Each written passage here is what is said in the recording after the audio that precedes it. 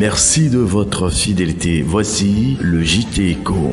La monnaie du Ghana, le cedi, a perdu pas moins de 27% de sa valeur face au dollar cette année en dépit des mesures de soutien de la Banque du Ghana, la banque centrale pour stabiliser les marchés. Cette dépréciation résulte notamment de la longue et douloureuse restructuration de la dette publique marquée par 2 années d'incertitude et de concessions laissant l'économie à bout de souffle confrontée à une inflation galopante.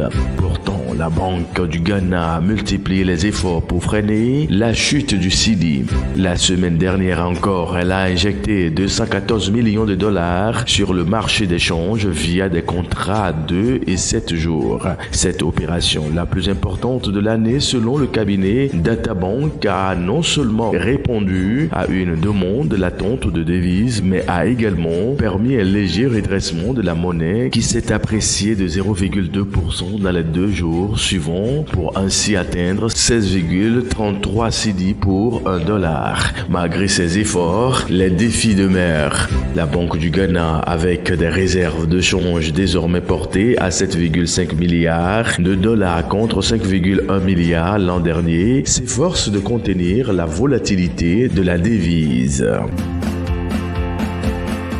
Au point de l'actualité économique sur votre antenne, notez que le gouvernement marocain s'apprête à lancer un appel à manifestation d'intérêt destiné aux constructeurs de matériel roulant ferroviaire pour la création d'une usine de rames de train, a annoncé le ministre du Transport et de la Logistique. Le ministre a également fait savoir que le plan 2040 de l'ONCF prévoit la construction de 1300 km de lignes à grande vitesse et 3800 km de lignes classiques supplémentaires pour relier 43 villes contre 23 actuellement. Il a également indiqué que le contrat programme de 87 milliards de dirhams, soit 8,7 milliards de dollars, qui a été signé entre l'État et l'ONCF vise à étendre la ligne à grande vitesse, notamment entre Kenitra et Marrakech, et à moderniser les lignes actuelles. Au Nigeria, la production de sésame devrait s'établir à 613 000 tonnes en 2024.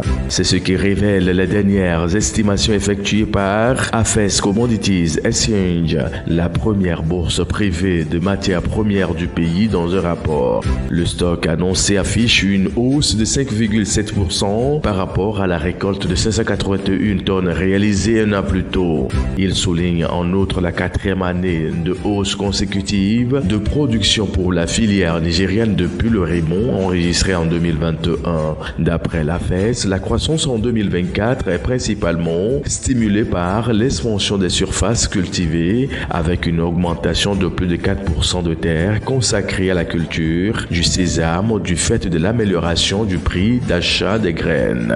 Plus largement, la croissance de la production locale devrait contribuer à améliorer le volume exportable et parallèlement les recettes d'exportation de la filière. Direction Libéria pour vous dire que l'autorité portuaire nationale et Marsa Maroc ont signé mardi 12 novembre dernier un protocole d'accord pour moderniser et étendre les infrastructures portuaires du pays ouest africain. La convention, qui inclut aussi des projets de concession, s'inscrit dans le cadre du plan directeur du gouvernement libérien pour développer l'industrie portuaire. Ce partenariat stratégique s'exercera notamment au port de Monrovia et de Buchanan, où il est prévu le développement d'un nouveau terminal polyvalent. Il constitue une nouvelle avancée dans le plan d'expansion du programme marocain qui lui a permis d'obtenir en juillet dernier la concession des terminaux 1 et 5 du port de Cotonou au Bénin. Et survient alors que le Libéria a engagé ces dernières années de nombreuses actions pour renforcer les capacités de ses ports, dont des initiatives d'ordre réglementaire et institutionnel.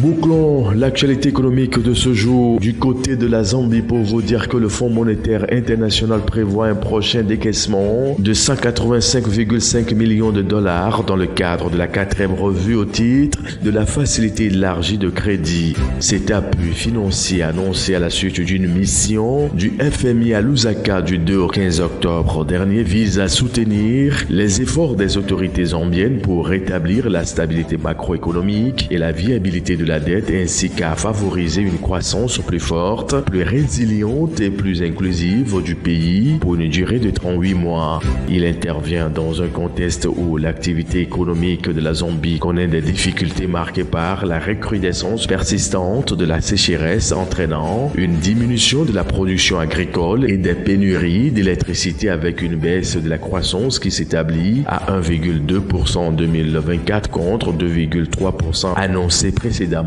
Messieurs, mesdames, merci de votre fidélité. Très bonne suite à vous tous et à demain.